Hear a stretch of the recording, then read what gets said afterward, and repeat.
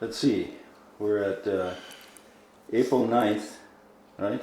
April 9th, 2010, with Gary Connell here on Lakeshore Drive on the shore of Lake Superior in Bayfield, Wisconsin, for a little chat. So, That's correct. Bobby Nelson reporting in. Well, I'll tell you what, it's great to be here, Gary, and thanks a million for volunteering your time to sit down and tell us a little bit about the story of Gary Connell and you coming to Bayfield and your life in Bayfield and your businesses in Bayfield and things like that. But I want to back up to kind of like to a point in time where tell us where you're from, who you are. Tell us a little bit about your mom and dad and brothers and sisters, and waltz us through that Minnesota experience. Okay. Great experience, yeah. Born in Fergus Falls, Minnesota. Father Thomas Connell, mother Belvia. One of 4 children. I have 2 sisters and 1 brother. The 2 sisters still in Minnesota, around Fergus Falls, and my brother is down in Minneapolis. what are their names, Gary? My oldest sister is Kathleen, and my young sister is Linda, and my brother is Stanley. And they're all still, Pardon? they're all still with us. Still with us, yeah. My mother is deceased. Mother's gone. My father is still alive and well, and he's, I believe, about 96. Is that right? Well, that bodes well for you. Doing quite well. And knock on wood, you gotta Yeah, knock on wood. And when did they come to Fergus Falls? Pardon? When did they come to Fergus Falls? They were born Born right there or close to Fergus Falls. My mother was from Foxholm. It's about 12 miles from Fergus Falls, and my father came from a farm close to Wahpeton. But they both, their families moved to Fergus Falls at a young age, and so they spent. So did they immigrate from another country then? No. They came from, They were born. I mean, your grandparents or great grandparents. It would have been on my mother's side. I believe it would be her parents. Grandparents would have come from, let's see, her people came from Norway and Germany. And on my father's side, it would have been removed about that same time, and they came from Ireland and Germany, or Denmark. Denmark it was. Denmark, okay. Yeah. So you got a lot of nationalities in there. Yeah, 25% of each color. Yeah. When they came here, were they farmers out west, or what do they do for a living? My father's parents were farmers, and on my mother's side, her parents had a small grocery store, and when they moved into Fergus Falls, he was a taxidermist. Oh. And did quite well. And my father's side, he worked in a hotel. Okay. So, Innkeeper. and my grandmother was a dispatcher for a taxi cab. If you took a wild guess, what year would you think that the oldest of the Connells and the Norwegian side came to America? Are you looking like in the 1890s? I think that would be about right, because my father was born probably in 1916 or around there, and Well, yeah, so he was born in 14. seemed to He's work 96, out. yeah. Mm-hmm. So if your grandfather would have been 20 or 25 by then, that put him back to about 18, born right around 1895. He maybe come right around that period in time. Yeah. I have all of this documented, but don't have immediate access, so we're guessing. That's pretty important stuff to have. So, were you born in Fergus Falls then? Yes. Yeah. What was life like in Fergus Falls back in the? I'm guessing that you're probably the high school class of 1958 or something. 58. Of Fergus Falls. Exactly, yeah.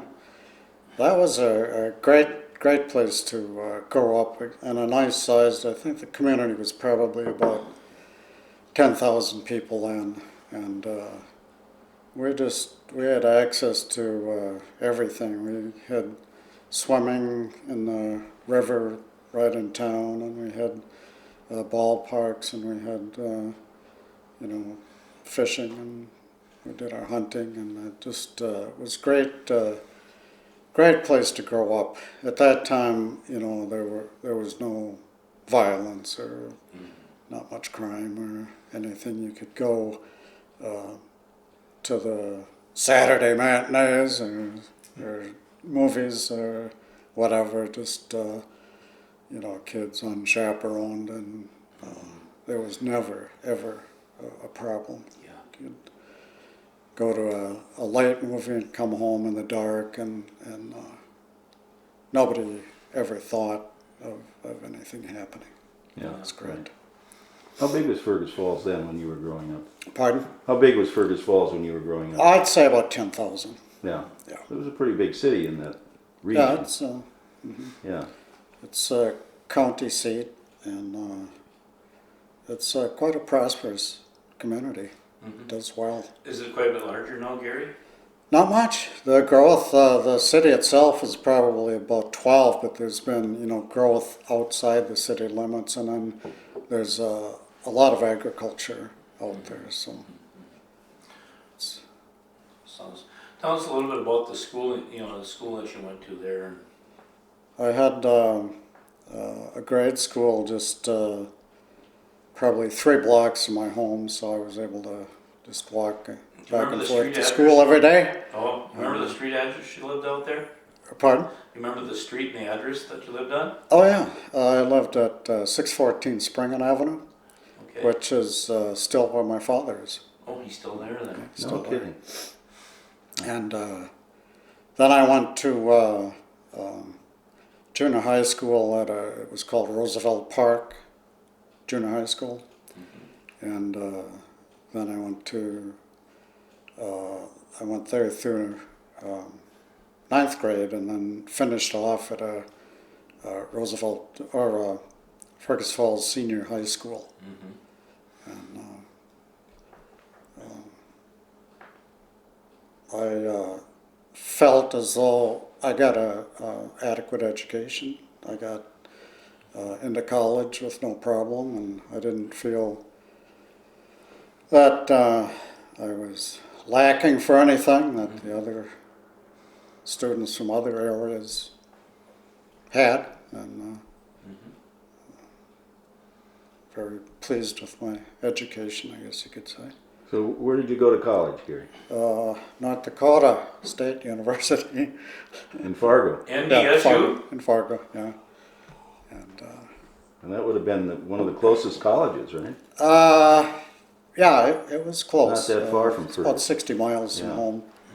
And it had what I wanted. There weren't too many colleges that had pharmacy, but that was what I wanted to take, and they had it. And it was not that far away, and it really worked out well. Whatever made you want to go into pharmacy? Just was it because of the wonderful chemistry teacher you had? No, not at all. Don't go there. Well, there comes a time in your life where you have to choose what you're going to do. And I did, in high school, I worked in a drugstore as a stock boy and doing all this stuff. And it looked like a pretty decent occupation. And I did enjoy it. So that's what I did. And it was a good choice. There were some other considerations, but you also have to be practical and try to choose something that's going to provide a living wage. Were there any other pharmacists in your family before No. you? No. So it was a whole new venture for you then. Yeah, broke from the mold. But, What did your father do? he worked for a power company, worked for Otter Tail Power Company in Fergus Falls. Mm-hmm. And it was a very good, stable job, but it didn't produce a large income or anything. Mm-hmm. And when I decided, I was the only member of our family that went to college. And when I decided that I wanted to go, my mother said, well, that's a good idea. How are you going to do it? Yeah. Because they were in no position to provide any financial assistance at all. Mm-hmm. And not sure how I did it. I had Summer jobs? I went and enrolled. I had my total assets were $400. That's all I had. And What year was that? 62. 62. Yeah. So, but I got into it and I worked, and somehow things, I've always thought, and I tell younger people too, if you've got an idea and if you know that this is what you want to do, you'll do it. Mm-hmm. It'll get accomplished. Mm-hmm. One way, somehow, some way. And I think it was humorous because when I graduated from college, my total indebtedness was $400. Wow. The same 400 that I... So you worked during college then, Yeah. and during the summers? Yeah. What did you do during the summers then? Yeah. But I didn't get any assistance from the school at all. There were no scholarships or anything. Yeah. So it was all just... Called working your way through college. Yeah, and I did That's what they did in those days. ROTC in college. In the last 2 years of ROTC, you get paid for that. That helped.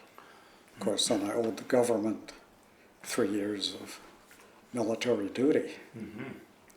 Right away after college? Yeah, you get they let me go out for about a year, and then They called it in their chit. yeah, and they called it in. What did you do there? Which wasn't all bad because I went to Verdun, France, and served 3 years, and had time to do lots of traveling in Europe. Mm-hmm. Went, I had a little car and did almost every country in Europe. So this is before the Vietnam War heated up. Oh yeah, yeah. Well, yes, it was. And after the Vietnam Korean War was just starting, as I was due to get out, and then they told me that they were going to extend my tour of duty, and So you're looking at 1965? that would be 66. 66, okay. And they were going to ship me to Washington, Fort Lewis, Washington, for a little bit of retraining, and then to Vietnam. Ooh. And I got a hold of my senator, Odin Langen, and actually he was a senator in North Dakota, but I went to school with his two sons. Mm-hmm. And I told him my story, and he got me out. I told him basically I had a 3-year commitment, and I'd served it, and it was time for me to go earn a living, and he got me out. I always You own one. thank him for that, but I never got to see him again. So what branch of the service were you in? The Army. Army. Yeah, Right. I got the commission through ROTC, and He came in as a second lieutenant. second Louis, okay. Ended up a captain. So I don't regret that military service. I got some benefits from it, but enough is enough. Yeah, right. So you come back and you reorganize. Reorganized. Went to Minneapolis with Snyder Drug, and Is that where your first job was? Pardon? Is that where your first job was? As First a job, farmer? Snyder Drug, Minneapolis. And Which drugstore and where was it? it was in that northern suburb, Fridley. Mm-hmm. Fridley. And after about 6 months, I decided I was really kind of a small town person, Mm-hmm. and also liked independence. Mm-hmm. So I started looking around for pharmacies, and I heard of this one in Bayfield, just through the sales representatives, I think. Mm-hmm. And I'd never heard of Bayfield. Mm-hmm. I went and got a map of Wisconsin out and found it up there and looked at the population and thought, wow, I don't know about this. And I talked RV to, wages coming out of there. and I talked to the Morgan Myers was the pharmacist that was selling it.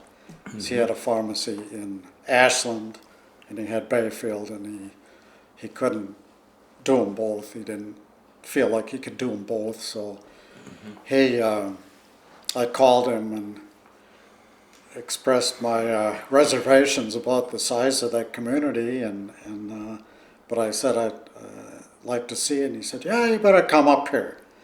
And I can just hear him. yeah, you better come up.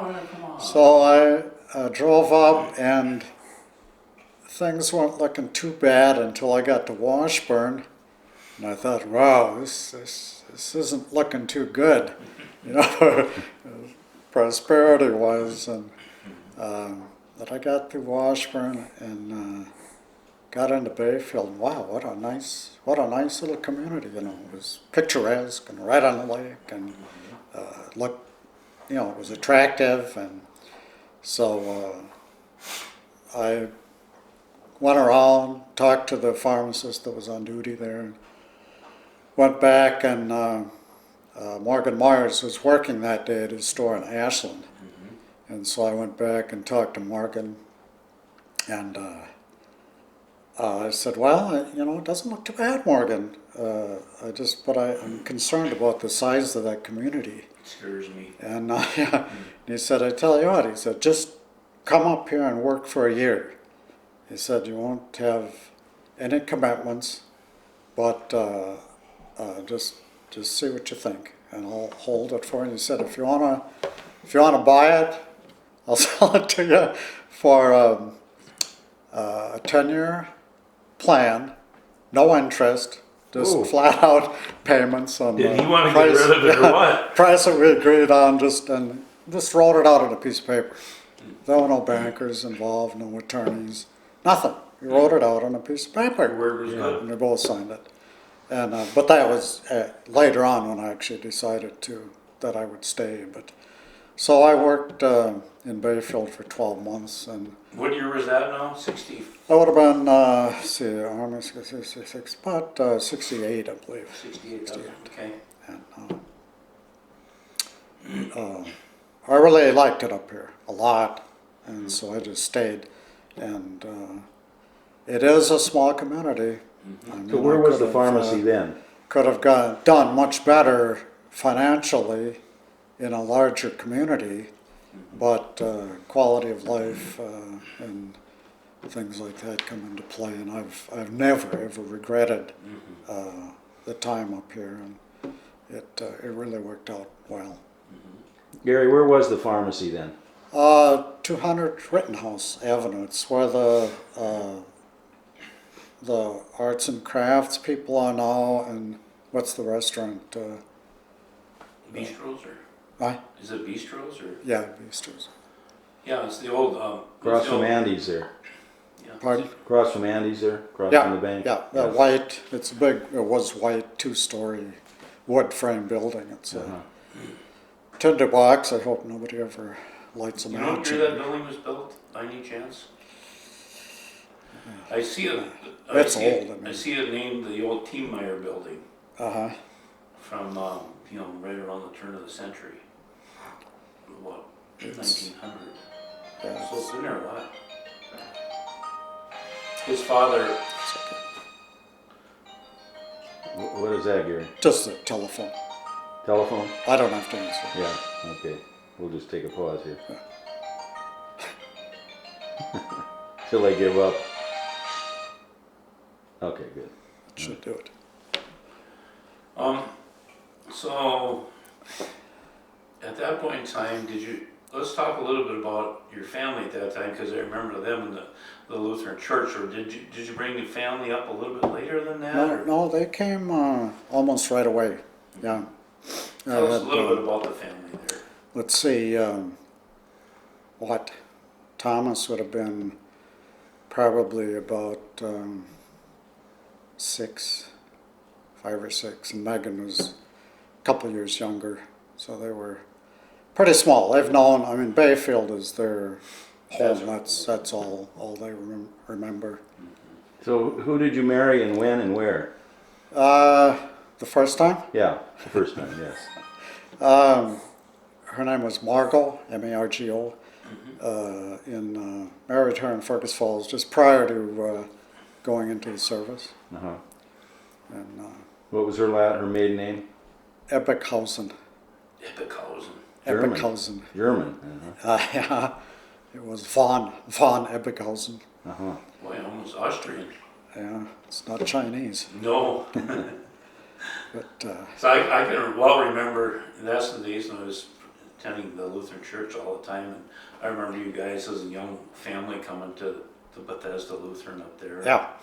Were you ever part of, I know that were you a part of the organizational part of the church, or at Bethesda, or just attendees and Just members? attendees, yeah. I didn't. See, must have went there for probably 10 years or so. Mm-hmm. And when you and your wife came up here, what did she do? She worked some in the pharmacy. She did some of the bookkeeping and paying bills and things like that. That's. I remember my Uncle Bob working down there with you. Oh yeah. He loved working. Tell me a little bit what you remember about my Uncle Bob. What, Bob? Yeah, Yeah, Bob Jones. What a great guy. That he came in. He had retired from the postal service, and he came in and asked if I had any job openings, a chance for a job. And I thought, what? Here's a guy. He was postmaster, I believe, coming from that position, and he's asking for a job in this, small pharmacy in Bayfield. And I thought, I really am not going to have anything that you're going to be interested in.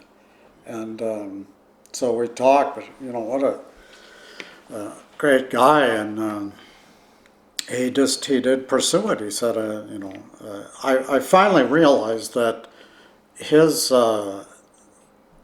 motivation was he retired postal, and they don't have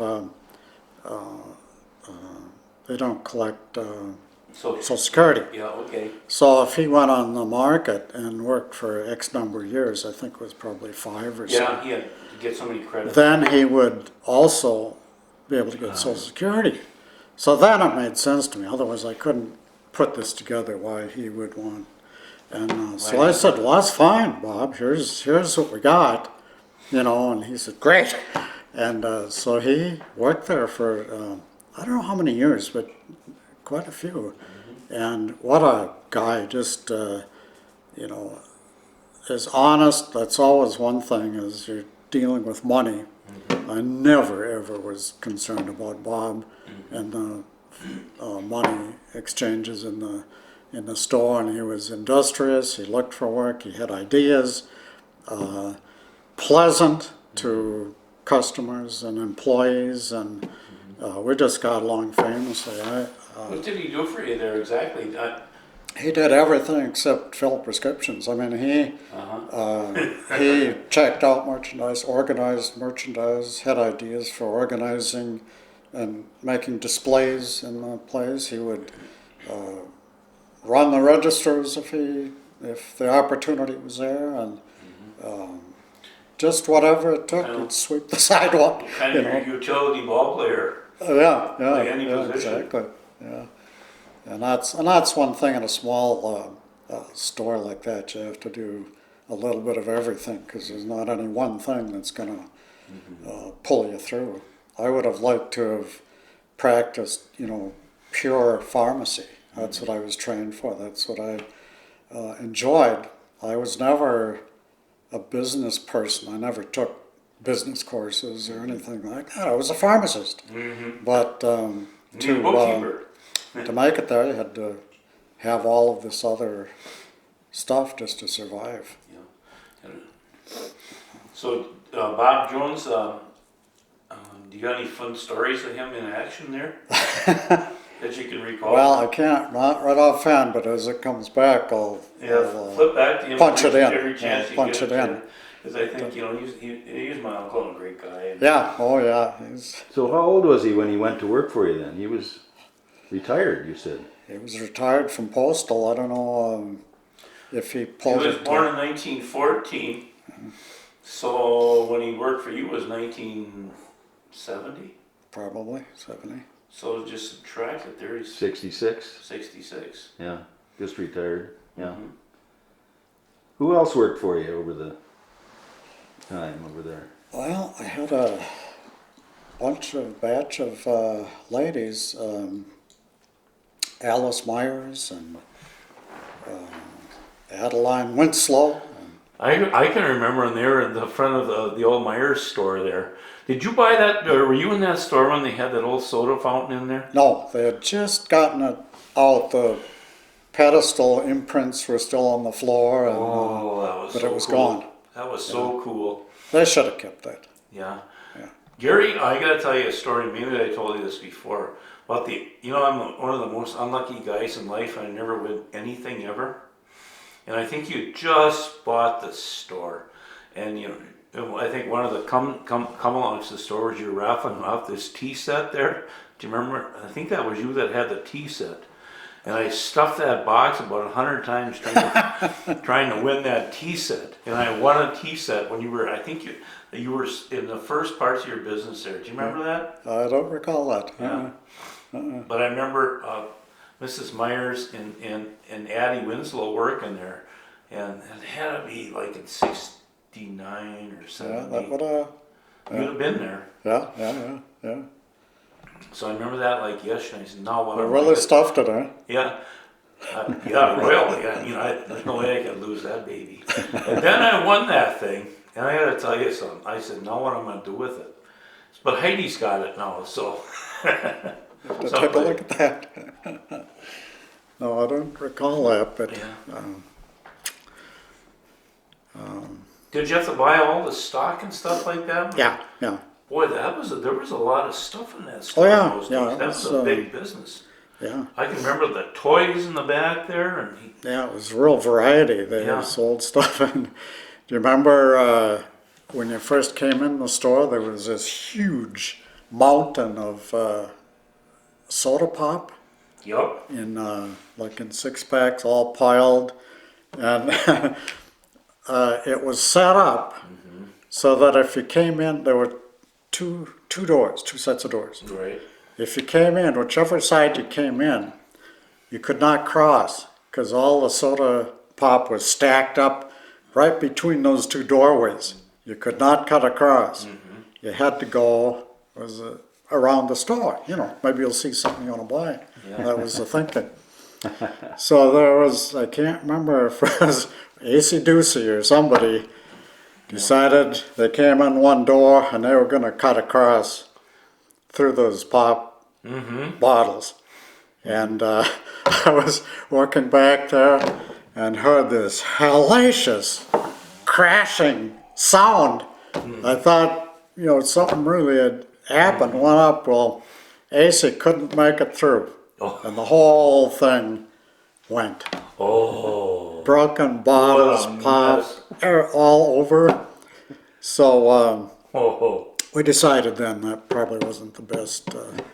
Philosophy. I just close my eyes and sometimes I go back to dreams, when you're sleeping and stuff, and I can still see me walking through that right door, and then right around the right there's where you had the magazine racks. Correct.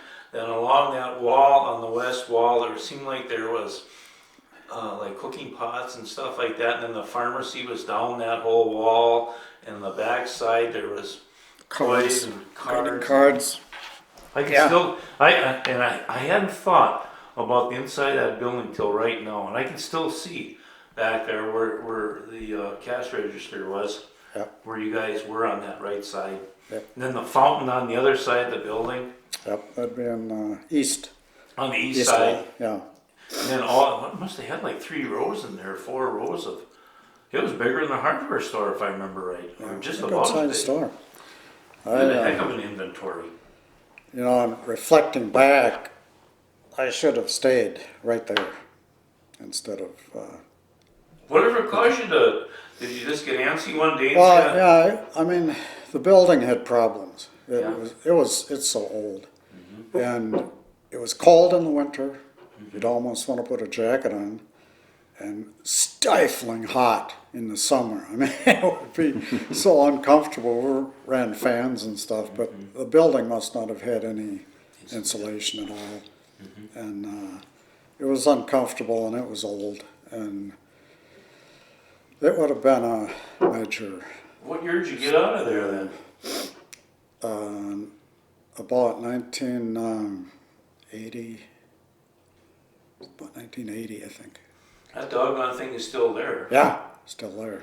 29 years, 30 years later, I think whoever owns it now must have put some money into it. They though. did, and they have to repaint it. I think every 3 years because it. Yeah, doesn't I don't know hold. what's going on. Did you rent the upstairs then too? No. So you just let that? Yeah. I remember as a kid people living up there. Oh, yeah. And I can remember, well, can't remember the doctor that was up there, but there was a doctor's office up there. Oh, I heard of that. I never. That I was remember before. going up there and seeing the doctor there as a kid for measles or something. Do you remember who was upstairs when you were at the drugstore? I remember Lillian Green. That was the sister to Anna Myers, who was the mother of Morgan Myers. Ah, Lillian Green. She was a widow. And then Is that Billy Green? The Catholic priest? that's right. She was. Yeah, she had been. She was the mother to That's Billy Green. Yes. They had another sister like Tanya or Yeah. some name like that. And then Bertha Jonas was upstairs. Oh, all right. And Remember Bertha? oh yeah. what was she like? What was she But- like, Gary? Well, you know, I'm not. What did Jonases do? Well, They were quite elderly when I came there.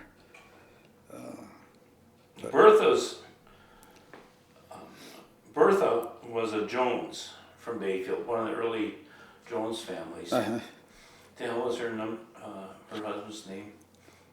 And didn't he have a gas station or something? He could have, yeah. Yeah, he did. Their son was Wayne Jonas, who graduated with my dad in '34. Oh, So, God, I can't think of the Jonas' name. I think they had the Spirit George? Petrol now. is it George? George, yeah. Yeah. Yeah, I can still see her. And she was a spark plug boy, I'll tell you, wasn't she? Yeah. But she's part of that old Jones family that lived here. They were all part of the old mill group in Bayfield. That's where she came out of. She was in the same age group, a little bit older than like Sylvia Wrighton and, Yeah. that bunch. Yeah, she was a character. She was one of those people that you hate to see them coming because you knew that you were in for a long conversation. Yeah, And, and she was never wrong. oh no. And she About 5 feet tall. She told me some things I cannot repeat, but they have to do with her medical problems. And it's the type of thing where, Bertha, sworn to I it, don't Gary." have to know this. I really don't. But Please. she insisted on telling me. And And you're going turning 3 shades of red. Well, George was a good guy too, though. he was a good guy. Yeah. I remember when I think they hauled him. Bertha, Jerry Merkel, the undertaker, came in the pharmacy and he said, "Can you give me a hand? George has passed away, he thinks." So I went up and George was laying there. He was done. And Upstairs there. Yeah, upstairs. And so Jerry had some kind of a stretcher, and I said, you want me to help you move him onto the stretcher? And he said, nah, I can do it. And he grabbed George by the belt and the back of his head and just put him on the stretcher. I said, that's a good idea to lift somebody by the belt. I never thought of that. But that was Jerry. How old do you know Jerry? I know him pretty well. I got that medical examiner's job in Bayfield, and Okay. Jerry was Jerry was an extremely intelligent person. He also is the one who saw 7 flying saucers come up the channel between Bayfield and Madeline Island, just skimming the water, and then went out over Long Island. If anybody else told me that, but Jerry, he was, Anyway. He was serious about that? He was dead serious? Oh, absolutely. Absolutely. And, You know, I kind of recall that story a little bit, but now that you bring it up. oh, he was, he was a bit of an actor. When I was this medical examiner, he called me down to the funeral home because this individual had committed suicide, shot himself. And so Jerry had to make up this report, and he was kind of narrating his report, writing as he was talking, and he got to the point, and there were 5 of us in a line witnessing this and listening to Jerry, and the corpse was in between us. And Jerry said the bullet went in through the nose into the brain. And we just, and he said, I'll show you the angle of this bullet. And he took a pencil and put it in the bullet hole, which was like up by the bridge. The whole line of us just, started wavering like that. 3 guys walked away.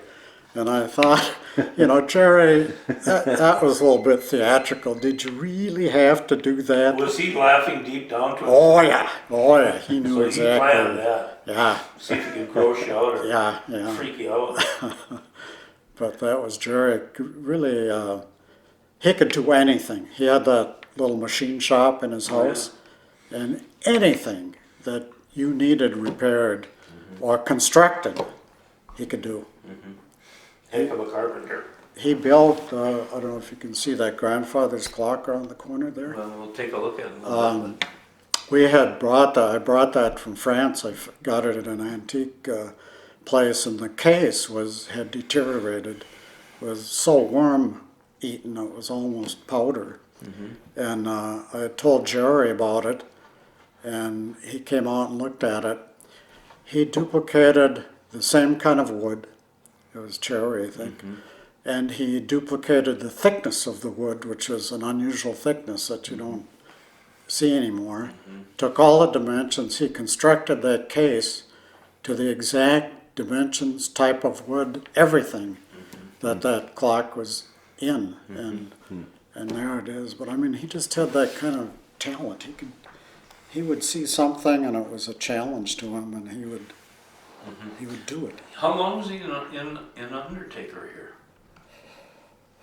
I don't know. He was, I believe when I came, he was here. I know he was. Yeah. I want to say that his oldest daughter, he married Dorothy, and they had this older daughter. And then he had a son by the name of Greg and a daughter by the name of Lynn. This older girl now, Sheila, was born of a different man, but he adopted her, and I think she graduated from Bayfield schools in '59, so he'd been here a while prior to you getting here. I don't really know his family. Yeah, came from Marshfield. Oh, I remember that. Dorothy was the wife, right? Right, Dorothy. Yeah. And then their 2 kids. He was real talented. Can you remember what happened to him, Gary? When he finally passed? I think it was like a heart attack or something. He fell over. Built a beautiful home. And he took out of scrap. I mean, he scrounged up a lot of the materials for that house and ended up, he built this beautiful home. Didn't he start the ambulance service in Bayfield Yeah. too? I know that you were involved in the ambulance service for a while too, weren't you? Not really, no. Oh, I was thinking that you were part of that original gang of shepherds there that did No. that. Yeah, a lot of people have. Bayfield used to have more characters than they do now. You know, people that. Could you tell us about some of those? Well, Because you were dropped into a whole new world when you came up here. Particularly, I'd have to do some thinking on this, but Like Morty, for example. I think of the people out at Red Cliff, like, remember Red Knife? Ah, Red Knife. I'm not sure who that is. Called him Red Knife because he'd killed so many deer, Oh. regardless of any season or anything. That they said his knife, he always carried a knife. It was always red from dressing out deer. Yeah. And We talked a little bit about couple AC stories I Ducey, Henry can't tell, Hugo, but- and Pardon? AC Ducey. We talked a little bit about there. Henry Hugo, do you remember? High Oh yeah, he was. I don't know how much I should say, but he was usually inebriated or Yeah. feeling. I remember him underneath that. Remember it used to have the Myers drug sign out there? Yeah, I can still see AC under there. And he did drink his Muscatel. And I can still see him underneath the sign that in that little cove where you went into the old Myers store there. Uh-huh. And I can still see him in there in that purple and overcoat. then he'd come in the store. Sure. And he'd Warm up. kind of stagger back to the couple chairs in front of the pharmacy for people, and he'd plunk down in one of the chairs and immediately fall asleep. And usually there'd be a bottle of something, and sometimes it'd fall out of his pocket, so it'd be on the floor beside him. But you tolerate that, right? Oh yeah, Yeah, that, yeah, everybody knew him. yeah. He was one of the community. I can't. Kind of like an old Andy Griffith movie there where the guy would just come in drunk and open up the jail cell and go to sleep and close it in the morning, open it up again and leave type of thing. You had to put up with people in a small town. How's y'all going there, Boo? Remember that? That was one of his favorite lines. Oh no. How's y'all going there, Boo? Sometimes it was hard to understand. Yeah. Like, you remember Tony Nawago? Oh yeah. He would come in and from time to time and want a little loan, usually, a couple bucks or something. But he was very difficult to understand. And he would be trying to talk, but he could not speak.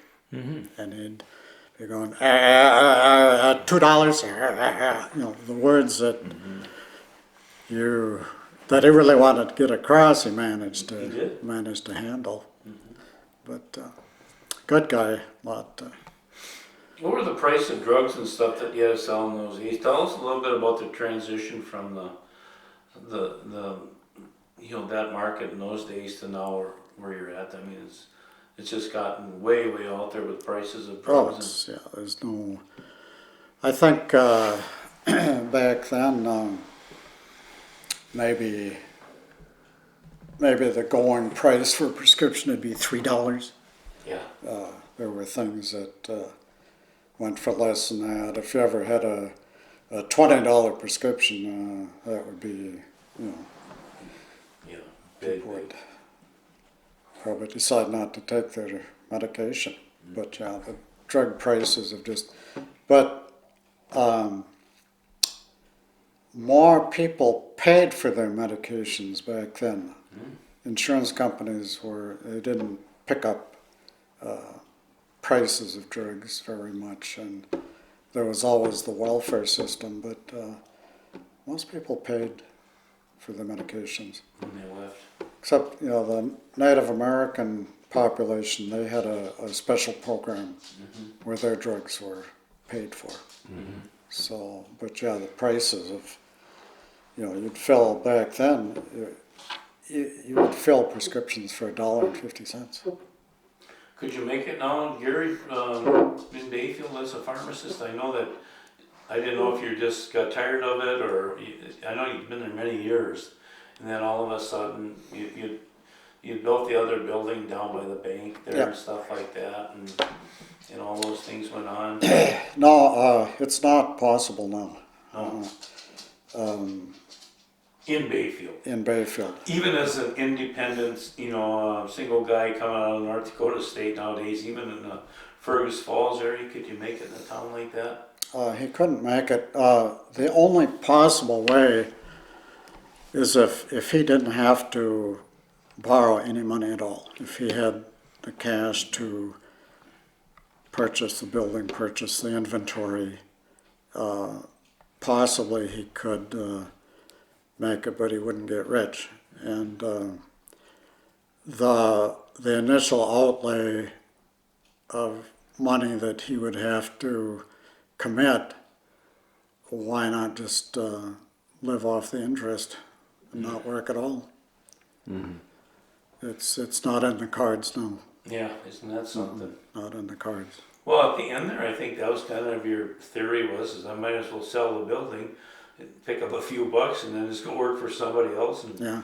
Well, I was really fortunate because Pomida was looking for pharmacists, and they came and they bought all of my stock, gave me blue sky, bought all of my equipment, everything, and they didn't even want it. All they wanted was me to make a commitment to work for them for X number of years, and so I was really happy to do that. I came out quite well. What year was that, Gary? That would have been about, 90, probably 88, 90, like that. Now, let's backtrack, because then you left the pharmacy on Main Street. You were renting, right? Yeah, on Main Street I On Main was. Street. And then I built the building myself that the hardware store is in. And I was in that for, 7 or 8 years or so. And then, And that was a big yeah, pharmacy then. yeah, I remember that that was was, a that's nice the building. only one I I wish I knew could have you stayed in. there. When I came here in 1980, 82, Okay. you were in there. But then I thought, well, one thing that happened that affected my business a lot was that Red Cliff put in a pharmacy, and they took all of that business, which was about probably 40% of my prescription business, took that out of the formula, and but then I thought probably for survival, I thought, okay, if I downsize, and which would really cut my overhead, and concentrate mostly on the prescription services and the nursing home, possibly I could survive this thing and keep a pharmacy in Bayfield. Because I felt I did not want to leave Bayfield without a pharmacy. I had that feeling, plus I liked it here, but it just, it was okay, but it wasn't good, So where was that building? Pardon? Then you moved, you downsized into what building? Downsized into a building. Let's see, that was Stan Stevenson's. Was it a real estate building? Yep. Yeah. Fossil Islands Realty. Yeah, it was right across from the lumber yard, Yeah. and it was small. We added on to it to make it a little bigger, but it was small. And I remember when you were at where the bank is now, or where the hardware store is now. I remember that looked like you were, to me, there weren't quite as many jars or tubes of Brill cream up there as there were in the past. Like the shelves are really stocked well, but I could see that you were just limiting your volume of merchantable materials there. And then all of a sudden, you must have said, well, I'm going to really downsize now and move to the building where the Fossil Islands Realty is then. yeah, exactly. Yep. I could see the trend coming there. Yeah. Now, Gary, who worked in what's now the hardware store in that building? Who worked for you there? I had Susie Defoe and Shirley Hanson and Jane Bach and let's see, Addie was gone, Alice was gone, Pat was gone, Dottie Hackbarth, and a variety of stock boys. Did you hire kids in the summer to work for you? Did Ryan And work? sometimes year round because. Did Ryan work for you there? Yeah, he worked for me. Ryan just about got mugged down there. When the building had just been constructed and we were working in it, trying to get it going, we're down there one evening and Ryan came down with us just to be around. And it was dark, it was at night. And he went outside and didn't come back in. And for quite a while, and all of a sudden he's pounding on the door. And I let him in, and he had gone outside, and as it turned out, it was a Coast Guard guy, had grabbed him, and I think he had a knife, Whoa. and put him against the wall and wanted money. And of course, you know, how much money, did I say Ryan? I meant Thomas. This is Thomas, Thomas, yeah. Thomas had no money, and the guy was getting really mad, and somehow something happened that Thomas had a chance to break free. Yeah. And he came running and to the store and was hammering on the back, and so we called the police, and they got this guy, and he was a Coast Guard Jeez. person. Yeah, he was on drugs. And that was also one of the break-ins. I had 3 break-ins down there, and one of them was a friend of the Coast Guard, but he came and broke in through the roof. He took out a wind, what is it, Sort of air vent? ventilator of some kind, Air vent? and came down through the ceiling and took some pretty good stuff, pretty good drugs. And they found him 2 days later at night. He was in his yard in Bayfield shooting a shotgun into the air. And he said the ducks were really flying. And the police took him then and went inside, and he had his drugs all spread out on the kitchen table and was having a real feast. Oh boy. But So you didn't have a burglar alarm in those days? no, Yeah, right. Oh, Well, Bayfield, Bayfield's changed. small town. yeah. Yeah. Bayfield's going into the next stage of where, you know, Yeah. that's the segue where the drug culture started, maybe Yeah. here, or prescription drugs. One of the break-ins, he broke through a glass window and cut himself up pretty good. And so the police kind of followed the blood trail to his house. In town? Yeah. Jeez. So what year did you move into the realty office? Well, I'm thinking that was, 88 or let's see, 90. I'd say about 1990. So you were about 10 years in what's now the hardware store. Seems like everything was about 10-year Yeah, increments. right. And then when did you sell that building and close your own pharmacy down? Yeah, the whole thing,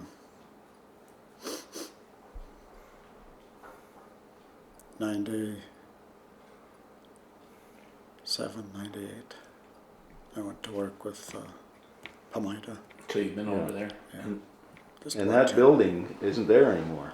No, it's part of They moved it. Mary Rice's offices there. They moved it across the road Yep. and across the road. joined it to another building, wasn't that it? Yeah, yeah. Is that They added right? on, so it's Yeah. So that's vanished. It's That vanished. footprint of yours is You have to gone. look real close to see it. No. So, you and Margot part, and then another young lady comes into your life. Tell us a little bit about your present family. Yeah, well, after a divorce, And when was the divorce, Gary? You remember that? I'm so bad on dates. 80, must have been about 83. Early 80s. Yeah, early You were in the 80s. hardware store Mhm. by then. Uh-huh. And then I met Chris at the old Swan Swanee's Bar in Restaurants Washburn. in Washburn, yeah. Oh, that was a good place to eat, wasn't it? Yeah, and we were at a table. It was Gary Russell, the other recently divorced individual in guys Bayfield. were- Gary and I were there for dinner, Mm-hmm. and there was another table. Mary Rice had her entourage there, which I'm sure Heidi was there, and Chris, and, Mm-hmm. Okay. and as everybody finished dinner, then Mary Rice says, come on over. So we ended up at No, that not table. Mary. And then we ended up that night, we talked, had a few drinks and made arrangements to go out again the next night, and it kind of snowballed. Well, you wanted a tour not, eh? Yeah, but we really hit it off well. She's lots of fun, and it's been good ever since. So what year were you married? I'm glad Chris isn't here to hear you ask that question. A little bit later. Yeah, Yeah. 84. 84. Boy, it's been a while. And then you have a son, I know that. Yes, Ryan, and he's been a great pleasure. Late in life for me, but a great pleasure. Great kid. He's graduated from. He's got his BS now in college in chemistry, biophysics, and he's working on his master's degree. And he thinks that he is going to go on after that to into law school. How old is Ryan now? 21. 21. Yeah. He's accomplished a lot Yeah, he has. by the year he's 21. Usually that's a little bit later down the road. Yeah, he's been a real asset. I mean, Yeah. And he's at, where's he at college? Where's he at college? at UMD. Yeah. In Duluth. Yep. I can remember when he was still in high school, you guys were worried to death he wasn't going to take things serious. And Yeah. I think we always figured he'd take things serious, but I can't remember what did he want. Just didn't know what it was going to be. Yeah, quite a few. Well, for a little while after that, anyway. I know that Chrissy was kind of fretting about it. She was wondering what he's going to do, and she'd kind of bring it up. What are you going to do? And I think that he really got serious about going on into what he's doing. So. Well, he started on the ferry line, right? Working on the ferry line Yes. Mm-hmm. when he was in Started- high school, didn't he? Working there, and then he one day he asked, or he said he wanted to get his ferry boat license, captain's license, and we thought it was pretty young for that. We didn't think he could do it, but he kind of worked it out himself. He talked to Gary Russell, and he took the tests and all, and he did get his license. I'll give him credit, total credit for that. It wasn't anything that we encouraged. It was his ball game, and he I did think it. that's what it was. Chrissy was worried that you had this great investment on him going to the University of Minnesota Duluth, and Oh yeah, and remember that? And she was saying, I know he wants to be a pharmacist, but she was having a conniption fit there because she thought, Oh no, now he wants to be Yeah. a ferry boat pilot. So I remember she was quite chagrined for a while there. Yeah. And then all of a sudden he kind of redirected himself back into the pharmaceutical or the chemistry end of the whole educational process. So he drove the ferry, captained the ferry boats in the summer then, Yeah. right? Between, Yeah. while he was at college. Yeah. Yeah. He's kind of got a girlfriend now too. Yes, he does. I don't know exactly what the status is, but Is there anybody chagrined at this point in time, or is Chrissy? I know she's pretty happy with the relationship. oh yeah. It's and she's quite a accomplished person herself. She's working for a doctorate's degree in some type of chemistry or mathematics. I'm not sure, but And she's a Chinese. Chinese, yeah. Chinese. Her parents are still in Beijing. Yeah. Yeah. I don't know. Correct me if I'm wrong, but weren't her parents at Tiananmen Square when that? I think whole her thing father was. went? Yeah. Yeah. I don't have the details, but I think that's That's something you'll have to pry out of her when. Well, you probably won't, but but we should go to China sometime and. well. and it'd be kinda Ryan's fun. going this spring. Oh yes. Yeah, it's for a couple of weeks. Boy, that'll be nice. Yeah. Yeah, he's been around. Yeah. So Gary, since you sold out your pharmacy, you went to Pomaida. I know you worked there. Was that a full-time job? No, part-time. It was part-time when you. Yeah, about 3 days a week. Yeah. And then they were getting kind of overstaffed, I think, and it was getting more difficult to get time. So I had this. There was an opening at Walmart for a couple of days a week. So I transferred over. And so right now, what are you doing? A couple of days a week at Walmart. And I know you mentioned Superior. You're in Superior. Well, but yeah, I you work you go other at places too, different right? Walmart stores. I've been around the Anago and Hayward, and Superior, Oh really? Go down to Anaheim? Rhinelander. Yeah. Bouncing around. Fill in the gaps. Yeah, You're a utility infielder then. that's it.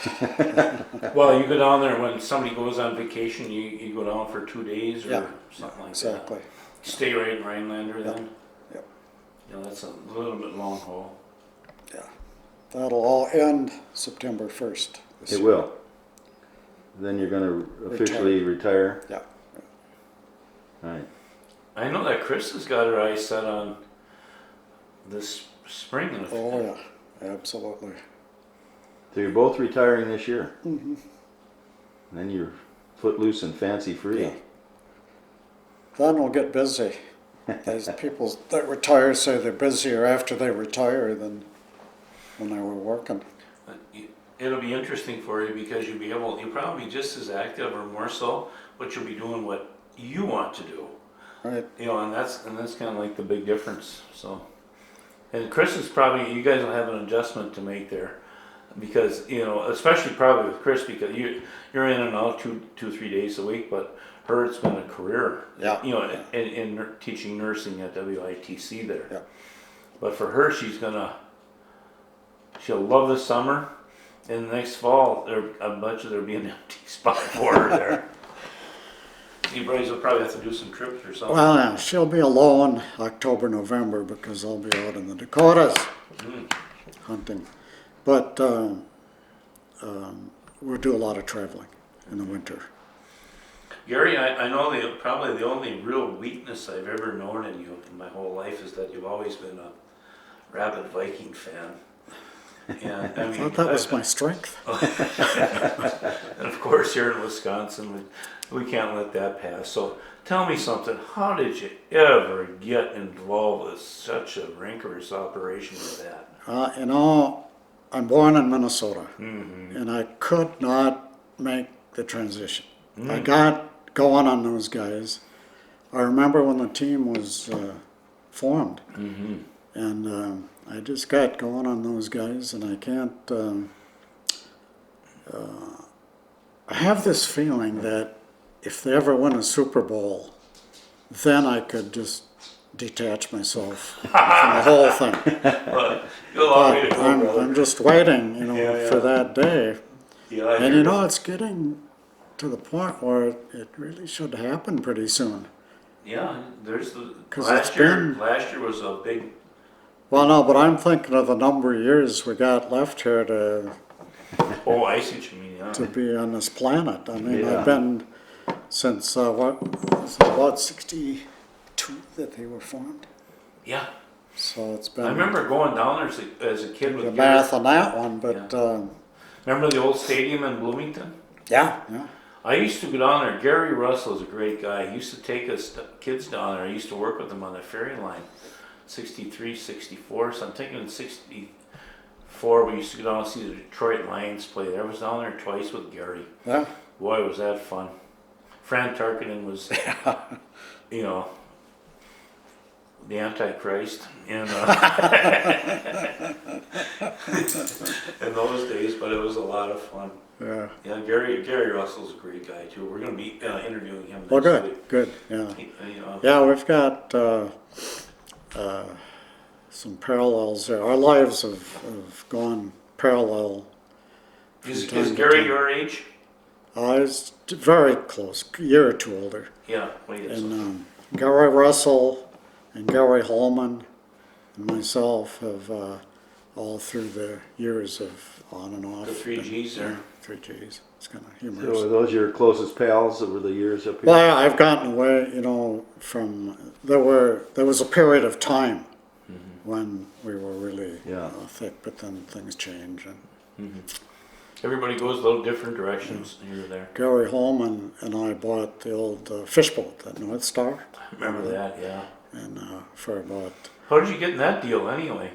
Well, we just were friends, pretty close friends at that time, and I don't know how we got interested in fish boats, but then Russell found out that what's his name, Bobby, Oh, I want to say Biden, but it's Bobby Beidle. Bobby Yeah. Beidle up in Kearney Yeah. was selling this fish boat, the North Star. So we went up there and made a deal, and it was $600 or something, and took it around from Kearney, ran it. The engine kept running, took it around the point and into Bayfield, and it was about a 40-footer, 38, Yeah, it was 40 foot, 38, 40. and took out. Now you'd probably get picked up by the Coast Guard in a second, because we used to go out with 20 people in that thing Yeah. and take off for one of the islands and Have a little party and anchor it up, and we had some great times on that boat. you finally sold it. Sold it, and it went back to fishing. Somebody Really? bought it, put it back into service. Nawago, Alan Nawago bought it. Alan did. And then it ended up on, what's that river by Odana? Bad River. Bad River. They beached it up on Bad River, and I was used to glance over at it every time we went to Ironwood or Did you something. hear that boat saying, "Help me"? Yeah, it was deteriorating more and more each year, and finally it was just a little mess of. Yeah, they just let it. I couldn't believe that they let that boat stay in the Bad River like that. Yeah. Unbelievable, wasn't it? It was Yeah. quite a few years it sat there. Yeah. It was red colored then. Was it red when you had it too? No, it's kind of silver with a maroon hull. We had some good times in that boat. I can't remember if we got it out to Rocky once or not. I thought I had a picture of it out there. Does that have a little Chrysler engine in it? Yeah. Which, what's his name? The Elvis Moe? Elvis Moe.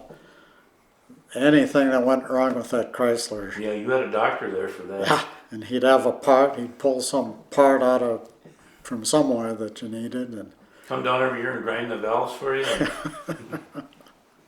Yeah, he was quite a guy. yeah, Elvis Moe. That's He right. knew his stuff. Yep. Well, Gary, I know you've been a hunter all your life too.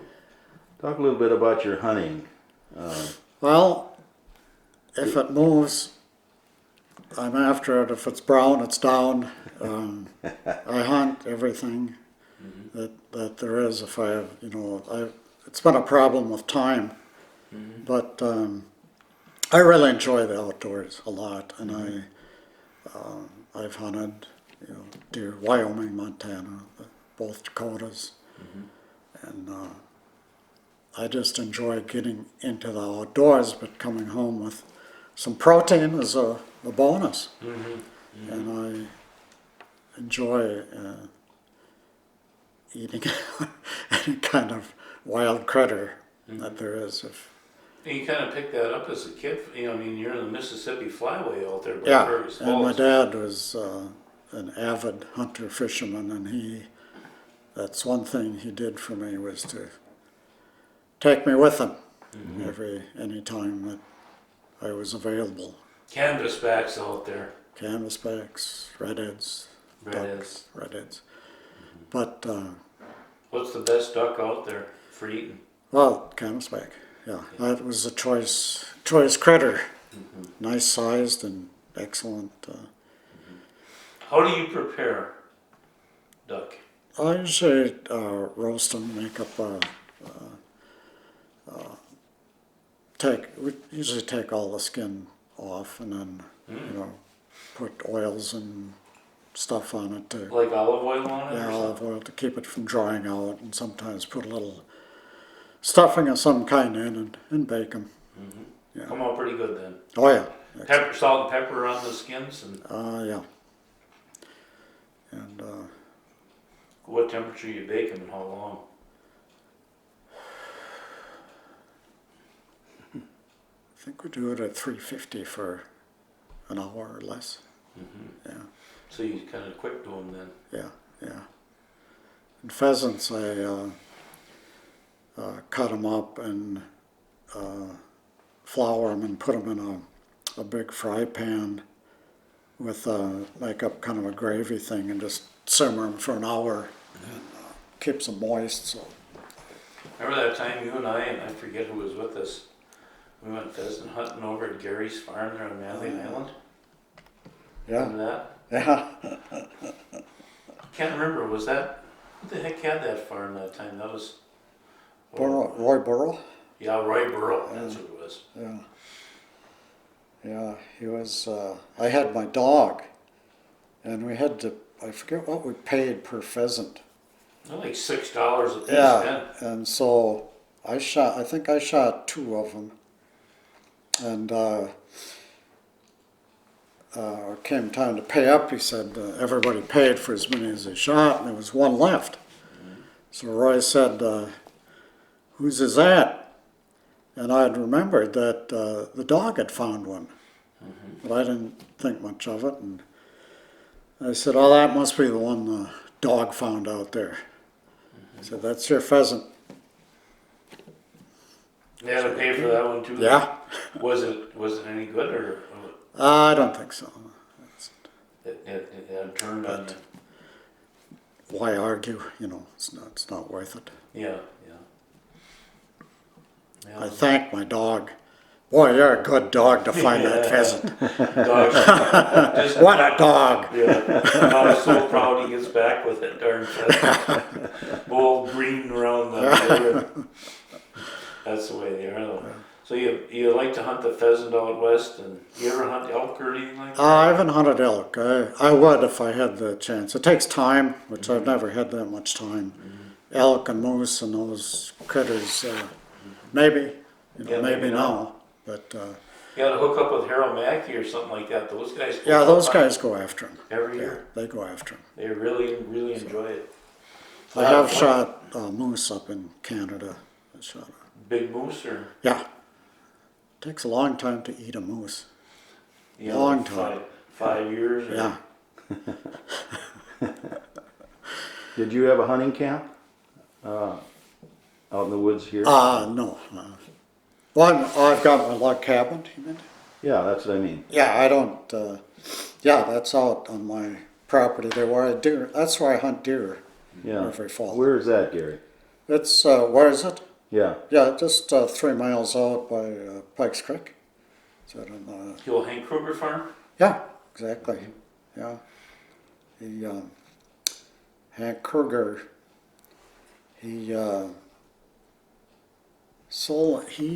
Hank had major health problems towards the end. And it came to a point where, he passed away. And his heirs put the place up for bid. And it was, I think, about 30 acres. And the buildings were shot. I mean, I don't know how he even lived in them. But that was a long time ago, and I didn't have much money. But I got this refund check, I think, from the government for $1,800.73. So I thought, okay, I'll put in a bid. And I made it for $1,800.73. So they came to me when the bids were open, and they said, well, your bid was actually the highest, but we really don't want to sell it that cheaply. So we don't think we're going to sell it. And I said, well, that's okay. And I don't know if they bid it again or what, but a couple of weeks later they came in and they said, well, we'll sell it for that. Oh, I boy. said, okay, good, I'll take it. And they said, just out of curiosity, how did you come up with that odd amount of money, $1,800.73? And I said, well, it's just my little secret. And now the world knows. But I guess it was meant to be. Yeah. How many acres were there? It was a 40, but that the DNR has got that huge Watershed there. through it, and I think it boils down to about 26 acres. Well, probably some of that land now is worth $2-3 grand an acre. Yeah, and I've just enjoyed more. it so much that I'll never sell it. I'll just pass it on to the kids. And so I built that log cabin. I had Basney from Redcliffe cut. He cut me, I think, about 35 or 36 logs, and I just dumped them on the property, balsam, almost all balsam. And they all had a lot of the branches, were sticking out, and the Knobs. bark was all on, and so I started from scratch, buzzed off all the knobs and peeled them and prepared them. And Walt Barningham had an old tractor there he let me use to move them around, and I just started stacking logs and built this cabin, which I've used a lot. It was fun. I worked at it a couple hours at a time, probably, because I'd work in the pharmacy all day, and in the summer go out and spend a couple hours working on the cabin. And it took me 4 or 5 years to build it because it was done so slowly. But it was You got running water there and stuff, or well water. It's just got an outhouse. And Well, that's a nice little spot out there, isn't it? Like you say, it's on that watershed. yeah, There, and I know that's you guys are further back than I am on that line, and I know it's pretty wild all the way from there to my backyard. yeah. But it's kind of nasty. Yeah, that's ravines. quite a stretch in between there. Yeah, I've actually physically snowshoed from my place up to that orchard on the other end where you're at down there. And I can go down in the summer and fish brook trout in Pikes Creek. And Yeah, nice. yeah. Take a 5. So is that where you hunt deer then? Every Yeah. year? Some of the time. I hunt other places too, but You do? yeah, Uh-huh. yeah. And I want to know, is that where you fell out of the tree here? Yes, it is. Within sight of, I I was was afraid to go there. so John always fortunate takes that I the tough was ones. as close as I was, because I'd still be there, I think, Oh, boy. if it weren't for that I was in shouting distance of some people who happened to be at their little cabin that particular day, because they just visited from time to time, and that was the only place that was within shouting distance at all, and I was lucky. Because I lost a lot of blood on that thing, as it turned out. You did, yeah. You were putting up your deer stand, right? Taking it down. Taking it I down. was going to move it to a different spot. And,